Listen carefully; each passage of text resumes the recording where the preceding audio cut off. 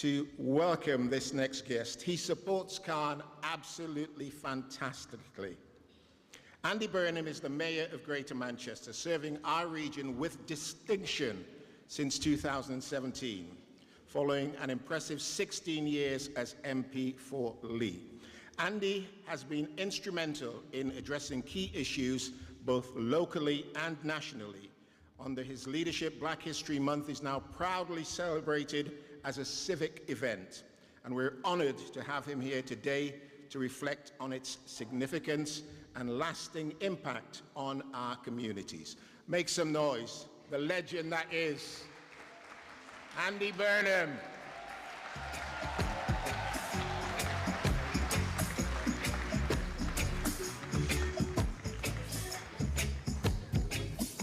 Oh, that's lovely, everybody. I was going to start by doing my very respectful Lord Mayor, but it's good news, everybody. I finally found a mayor who's later than me to the event. So. Oh, he's here now, Lord Mayor, the late Lord Mayor. But I got here a little bit before. But or did you? Were you already there? But I'll be a warm-up man for the real mayor with a chain and the other real mayors with chains. It's wonderful, actually, Mike, to pick up your point about this civic launch of Black History Month, which we have brought forward with our great friends, Khan, Caribbean African Health Network, of whom we are so intensely proud, Charles Fay and all of your team. It is wonderful that it is now truly established as a fixture in the Greater Manchester calendar. Because I look around the cathedral this evening and I see people from all walks of life in our city region, from law at the back, I think I can see, from housing, from our different faith communities, I think all communities represented here. It truly is now a civic event. We were discussing with Charles Fay and Khan a few years ago about how it wasn't getting the prominence that it needed. Well, together we've changed that, haven't we? And to see you all here and to see so many young people here, I think that's absolutely fantastic that you're with us this evening. Because one of the things I want to address tonight is not just Black history, but Black future. What we're going to do to unlock the talents of all of our communities, including our Black community, our young people from that community going forward, and change things in the way perhaps they've not changed enough in the past, because that was the commitment. Following the events of 2020 and Black Lives Matter, we all paused and we asked ourselves, have we paid lip service a bit too much? You know, we go along and we say the right things, but is the reality changing for our young people in all of our communities? And I think we had to be honest with ourselves and say, no, not enough. And that's why this civic event is an opportunity to take stock and challenge ourselves, and for you to challenge us as your representatives, and that's what we're here for. Obviously, it's always crucial, but more so this year, given what we've all just lived through over the summer, which was something I didn't think I would ever see in my lifetime, that people in Greater Manchester would have come out of their door in the morning to go to work and make their contribution, which is what this year's Black History Month is all about, the contribution that people make, the stories of that contribution that people have. To be going out to make contributions in the world of law or housing or whatever it might be, or the National Health Service or social care, when actually you're looking over your shoulder because somebody might come and intimidate you, shout at you. I have never, ever in my life expected to be in a moment in this country like that.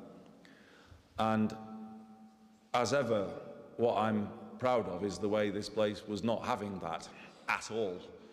And that was made very, very clear. And it was quickly dealt with. But it is a moment, isn't it, for us all to kind of see how there are forces trying to divide us each and every day.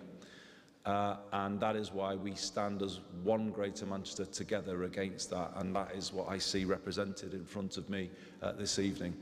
And I can just say, as your mayor, I will always champion the value of a diverse Greater Manchester, where everyone growing up here is of equal intrinsic worth. Nobody here is better than anybody else. We are all the same. That is what the B means on those.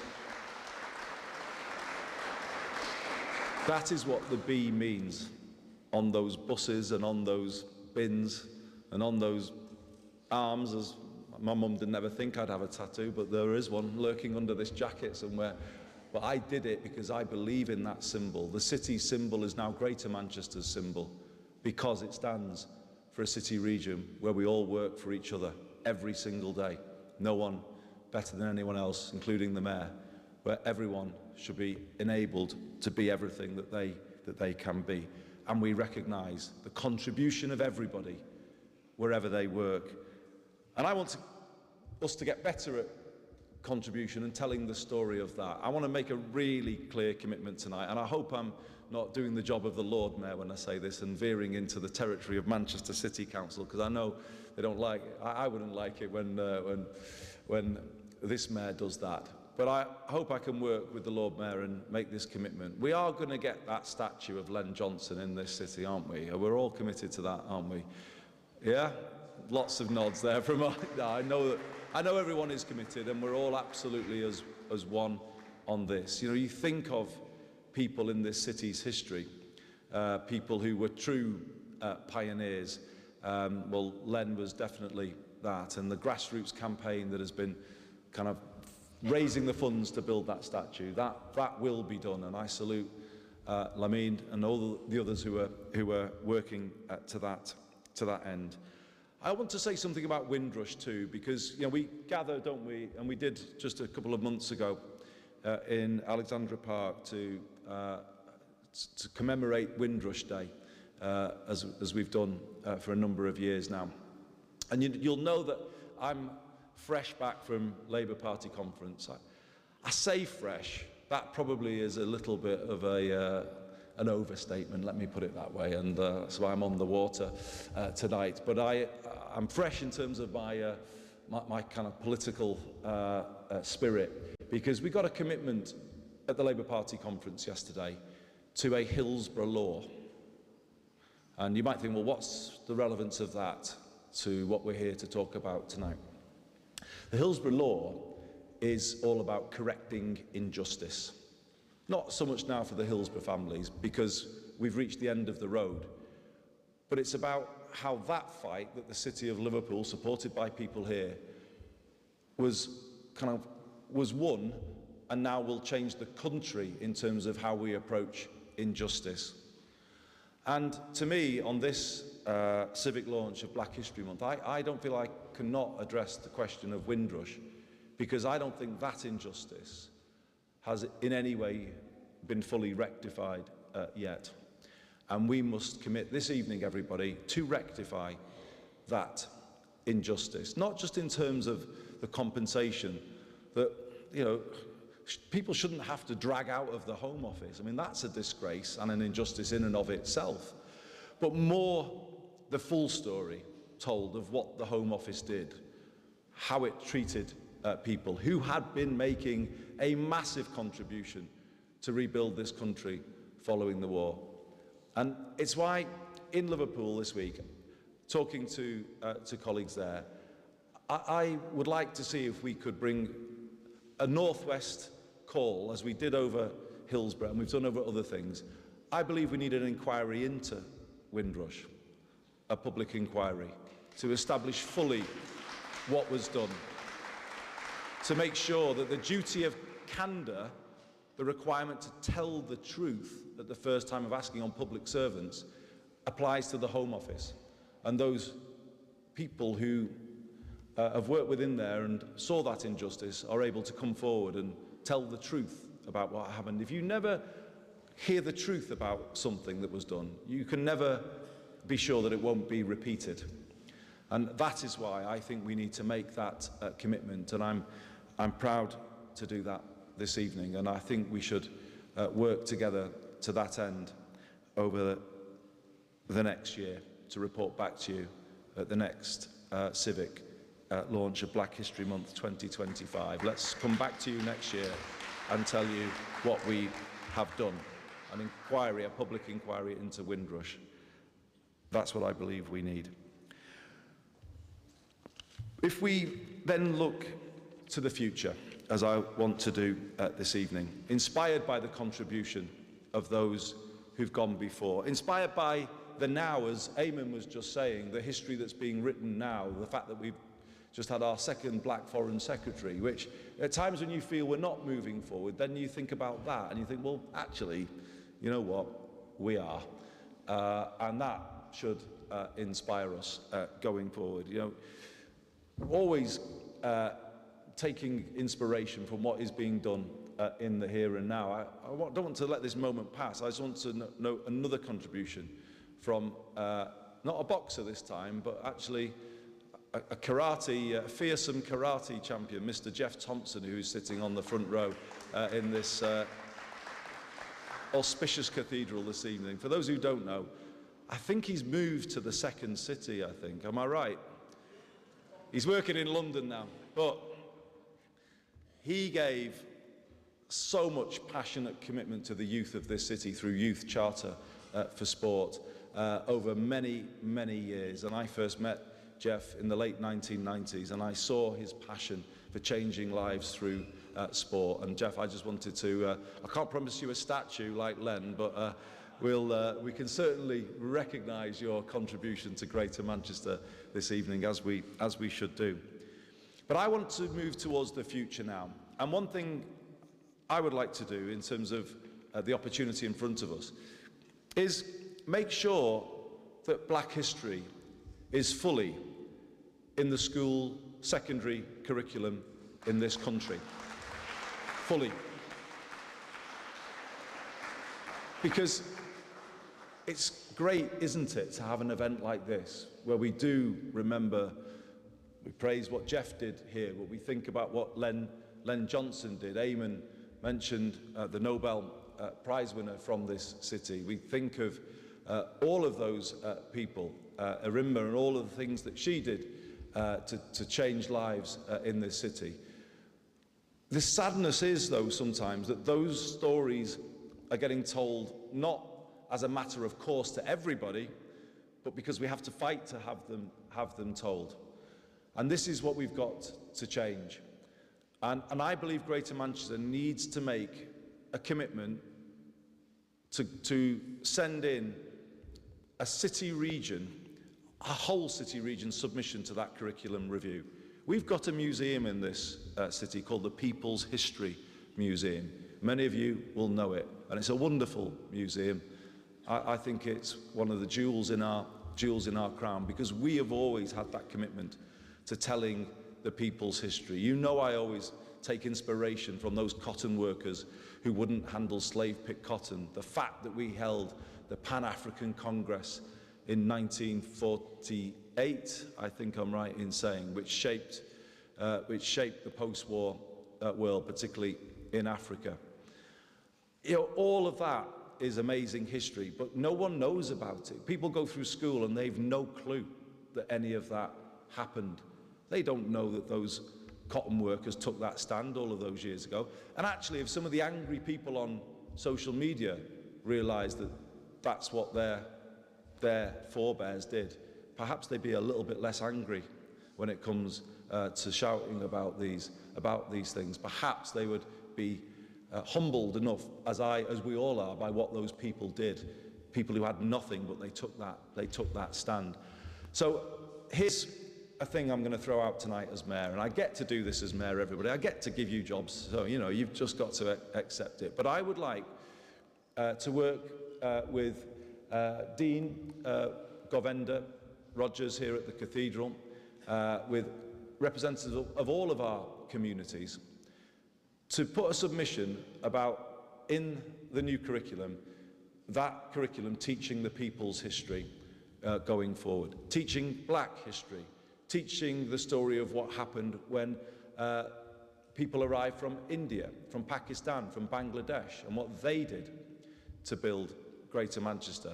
What happened when Gandhi came here and his statue's outside, and those same cotton workers many years later praised him because of what he was doing to improve lives in India. Why don't we tell that history rather than people having to find out about it in a roundabout way? And we also want the contribution of our Jewish community and what they did and how this place looked after people in their hour of need. How we brought many people from Ukraine and have done so right now in recent times. Let's tell that history, but let's send in a review, a request that that review tells all of that history going forward, because that's our history. That's Manchester's history. Those are the values that built us, and now we have to champion those values together, each and every one of us. And that, I think, is something that I wanted to commit to doing this evening. I want to, if I can, just finish by just making a few other commitments. I am pleased to have asked Khan to deliver this event again, and we have commissioned Khan to do that, but also alongside a month-long campaign of communication, I think via a new online directory, which I know you, Khan, have worked hard to put together, that details all of the events across Greater Manchester taking place to mark Black History Month. So please, everybody, make a commitment tonight to go online and look that up and to attend other events out in our boroughs, because let's get this message out into our 10 boroughs this year. And I know the mayors will help us do that in taking the message back to your areas. We are commissioning the next round of the Greater Manchester Civic Leadership Programme. We do acknowledge that so many of our communities, including the black community, are underrepresented at the kind of more senior levels of Greater Manchester life. We're not just going to sort of see that and not do anything about it. And the Civic Leadership Programme is about changing that, opening a door that may feel shut at this moment in time, particularly for many of our young people. So we're out to tender, but that programme is going to be a permanent programme as long as I am mayor, and I make that commitment to you all. And we are currently tendering for a new 4-year contract. We salute the work of our equality panels and our race equality panel particularly, who are here this evening, and our race equality panel will continue to be a permanent panel at the heart of the Greater Manchester Combined Authority. But my finishing commitment tonight is about education and what we are going to do to change opportunity in this city region through the Greater Manchester Baccalaureate. That's one of the big new ideas now that we're bringing through. You'll be pleased to hear that I am going to start talking a bit less about yellow buses and a bit more about an alternative to the university route for young people growing up here. You know, this city region is, I think, on the verge of something kind of amazing, actually. When I came back here after I went to university in the early 90s, there was nothing, everything was closing.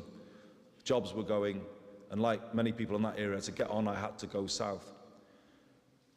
Then things changed in the mid-90s, when the late, sad to say, but truly the great Sir Howard Bernstein, and I know all of our colleagues from the City Council would want us to talk about Howard and his contribution to the change in Manchester, because it is immense. He lifted this place up by its bootstraps, obviously with Graham, Sir Richard and others over the years, and brought lots of investment to our city region.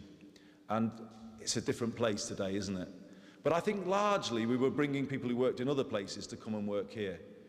And I don't think yet we've really opened the success story of today's Greater Manchester to everyone living here, our young people. I think there are young people growing up in Moss Side, Hume, Old Trafford or Rochdale, Oldham, who can see the skyscrapers from their bedroom window, but they don't see a world for them. they think that's maybe a world for other people. And I don't know if that makes sense when I say that, but I think that is where we are, that people don't necessarily think there's equal opportunity here and a path for everybody. My mission in this third term as Mayor of Greater Manchester is to give every single person, every young person, a path to what's happening in Greater Manchester, a path to a big opportunity here.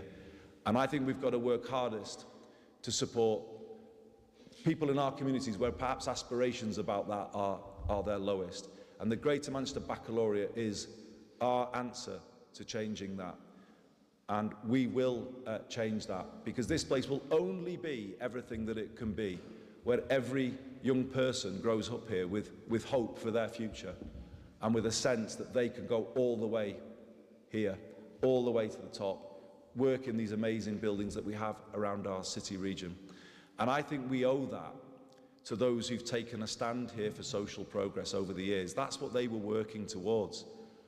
That's the world they wanted. If you think about those cotton workers, that's what they wanted, that's what they believed in, and that's what we must believe in. But the difference between then and now is we can achieve it, because this place is different today than it's ever been before. This place is full of opportunity now. We can open up those paths, and that's what we're going to do. So I say to the young people in this room, we believe in you. We're going to back you 100% to be everything that you can possibly be. Doors that you think are currently closed to you, we will open them for you. We will ask you to walk through those doors. We want a Greater Manchester going forward where you can see yourself, your community, represented at every single level of Greater Manchester life. And until that happens, we won't be everything that we can be, but we will be that thing. We will get there. That's the journey that Greater Manchester is on. And when we're there, we will be the city region around the world that is a beacon of progress, the antidote to these difficult and dark times that we're living in. Well, we're not going to be held back by that. We're going to power through this moment, and we are going to make this place everything that that B represents, a city of equality, a city of progress, but a city where every single person can achieve all of their potential. That's what I wanted to say this Black History Month 2024. I'm thinking, though, Black Future Month 2025. You're our future. We're going to empower you. Thank you very much indeed for being here and for listening, everybody.